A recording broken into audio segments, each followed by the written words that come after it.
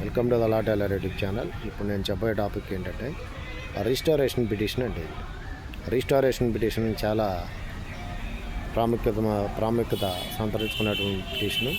ఈ restoration petition ఏదైనా కానీ సివిల్ దావాల్లో, అలాగే క్రిమినల్లో కొన్ని సివిల్ నేచర్ ఉన్నటువంటి దావాల్లో మనం దావా ఫైల్ చేసినప్పుడు మన దావాలు ఫైల్ చేసిన కంప్లైనెంటు, ప్లెయింటిఫ్ అంటే పిటిషనరు సరిగ్గా వాయిదాలకు రానప్పుడు ఆ కోర్టు వారు ఏం చేస్తారంటే, మనం ఎప్పుడైతే దావా ఫైల్ చేసి సరిగ్గా వాయిదాలకు వెళ్ళినప్పుడు డిస్మిస్డ్ ఫర్ డిఫాల్ట్ అని మనం ఫైల్ చేసిన దావాల్ని డిస్మిస్ చేస్తారు. ఆ డిస్మిస్ చేసినప్పుడు మరలా మనము ఆ కేసుల్ని రీఓపెన్ చేయటాన్ని రిస్టోరేషన్ పిటిషన్ అంటారు. మరలా రీఫైల్ చేయటాన్ని డిలో ఖండంతో ఫలానా కారణాల వల్ల హెల్త్ ఇష్యూస్ వల్ల లేదా ఇంకేదైనా ఇష్యూస్ వల్ల సఫిషియెంట్ కాజుల వల్ల రాలేకపోయాము, అందుచేతే దావా డిస్మిస్ అయింది, మరలా ఈ దావాని రీఓపెన్ చేయమని రీస్టోర్ చేయమని ఫైల్ చేసుకునే పిటిషన్ని రిస్టోరేషన్ పిటిషన్ అంటారు.